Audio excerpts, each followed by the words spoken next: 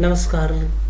आज BEd second year subject अपना pedagogy of political science, जिसके अंतर्गत में हमने पिछले अपने क्लास में हमने ये पढ़ा था कि वर्तमान पाठ्यक्रम के क्या दोष हैं, उनके बारे में हमने देखा था, जिसमें हमने देखा कि संकीर्णता है, चाहे व्यक्तिगत विभिन्नता है, चाहे बाहुल्यता है, और इनके बारे के साथ साथ में वर्तमान जो परीक्षा पद्धति है उसमें भी कई प्रकार की कमियां हैं, और वो जो पाठ्यक्रम है उसमें परीक्षा केंद्रित है और उनमें उद्देश्य विहीनता भी पाई गई है, और यानी उद्देश्यों को वह भूल चुके हैं और उन उद्देश्यों की प्राप्ति के लिए उन्होंने किसी प्रकार के समाधान का कोई उपाय नहीं बताया है।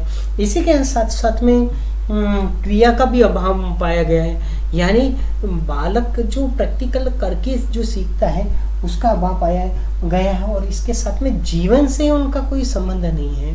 तो हमारा पाठ्यक्रम ऐसा होना चाहिए कि जीवन से संबंधित हो और जीवन की क्रियाओं से संबंधित हो और वह जीवन में उपयोग कर सके।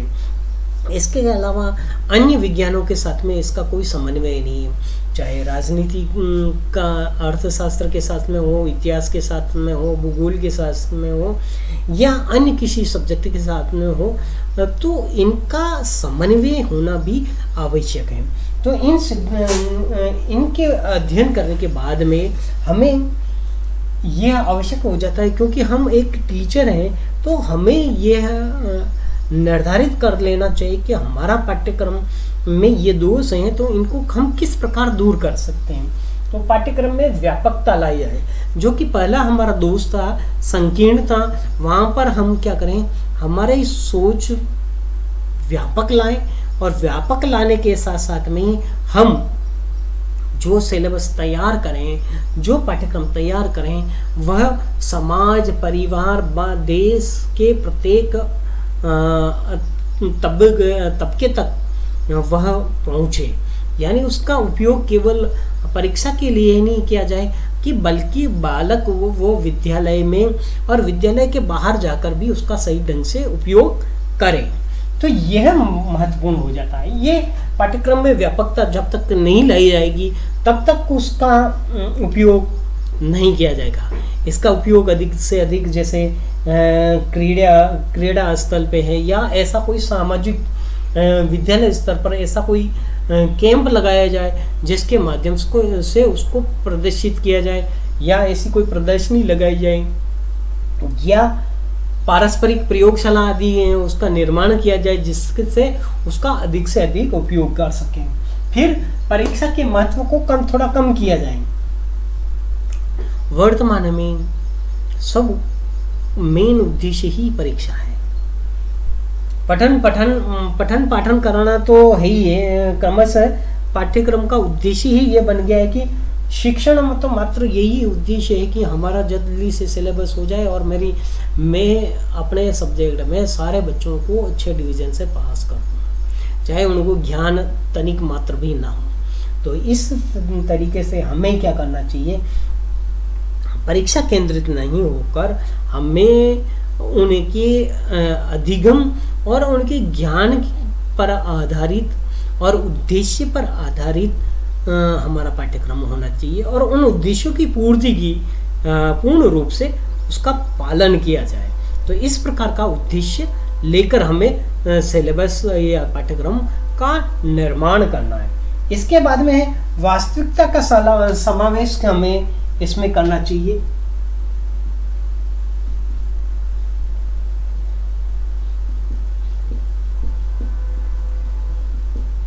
इसके अंतर्गत वास्तविकता का समावेश आप जब तक नहीं करेंगे, उसमें टॉपिक को वास्तविक रूप से लागू नहीं करेंगे, तब तक वह पाठ्यक्रम व्यवस्थित और वह पूर्ण रूप से उसको लागू नहीं करेंगे।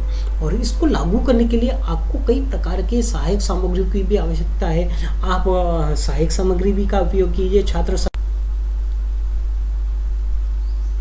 हमें पाठ्यक्रम को वास्तविक रूप से लागू करना है, यानी वह यथार्थता से जुड़ा हुआ हो और बालक उसमें वास्तविक रूप से हिस्सा ले। फिर आता है क्रिया का समावेश। अब इसके अंतर्गत में बालक करके सीखता है, यह सिद्धांत महत्वपूर्ण होता है। अतः हमें इस सिद्धांत का अधिक से अधिक उपयोग करें, जिससे कि बालकों को आपने कुछ भी टॉपिक समझाया, बालकों को उसको क्रियात्मक रूप से आप घर से करके लाने के लिए दे दें, या आप जब आपका टॉपिक कंप्लीट हो जाता है, इस प्रकार की प्रयोगशाला है, या आप उसको क्रियात्मक रूप से बच्चों को कई प्रोजेक्ट बना के लाएं, ग्रुप में दे दें, या इंडिविजुअल रूप से भी आप उसको करवा सकते हैं। तो आप उसकी क्रिया के माध्यम से करवाएं तो ज़्यादा बालक उसको सीख पाएगा। इसके अलावा संकुचित जो दृष्टिकोण है उसको दूर किया जाए, यानी उसमें कोई ऐसी कोई संकीर्ण विचारधारा है, जैसे धार्मिक संबंधित है, सामाजिक संबंधित है, या आर्थिक संबंधित है, किसी भी समुदाय विशेष के लोगों की भावनाओं को ठेस न पहुंचे, इस चीज़ का हमें ध्यान रखना है। तो इसके लिए हमें प्रयास करना है कि हमारी जो संकुचित दृष्टिकोण है, उसको संकुचित दृष्टिकोण को क्या किया जाए, व्यापक बनाया जाए। इस चीज का हमें विशेष रूप से ध्यान रखना है।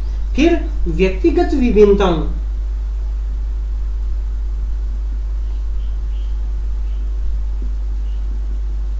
व्यक्तिगत विभिन्नताओं का ध्यान रखा जाए।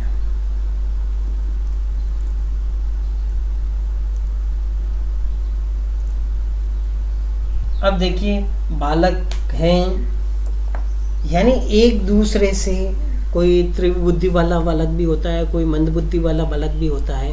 इसके अलावा हर एक बालक के मानसिक स्तर एक जैसा नहीं होता है। तो हमें इस चीज़ का ध्यान रखना है कि उसकी व्यक्तिगत विभिन्नताओं को ध्यान में रखते हुए इस प्रकार हमें पाठ्यक्रम का निर्माण करना है।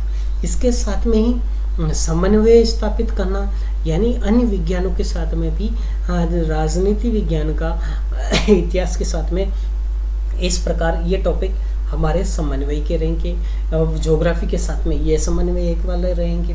तो इस प्रकार हम एक सब्जेक्ट का दूसरे सब्जेक्ट से को रिलेशन रखेंगे, तो उससे क्या होगा कि हमारे पाठ्यक्रम जो होगा उसको प्रभावी ढंग से हम भी लागू कर पाएंगे।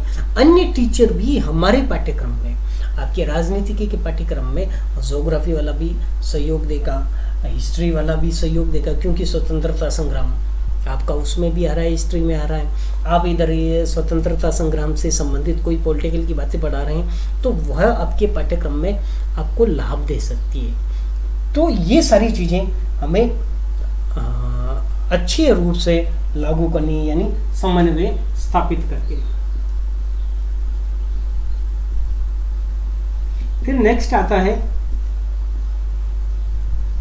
पाठ्यक्रम को अधिक बोझिल नहीं बनाना है। हमें पाठ्यक्रम में इस प्रकार की सामग्री को जोड़ना है जो हमें बहुत ही आवश्यक हो, वही चीज़ें हमें उसके अंतर्गत रखनी है। बाकी की जो बोझिल वाली बातें हैं, जो सामान्य बातें हैं, वह आप सामान्य रूप से बालक को समझा दें, और इस प्रकार वह हमारा जो पाठ्यक्रम होगा वह बहुत ही सामान्य और सरल और सहज होगा। तो इस प्रकार हमने आज पाठ्यक्रम में सुधार हेतु जो सुझाव दिए, 8 सुझाव दिए, उनका हम यदि ध्यान रखेंगे तो हमारा राजनीति विज्ञान का पाठ्यक्रम एक अच्छा पाठ्यक्रम निर्माण हो सकेगा। धन्यवाद।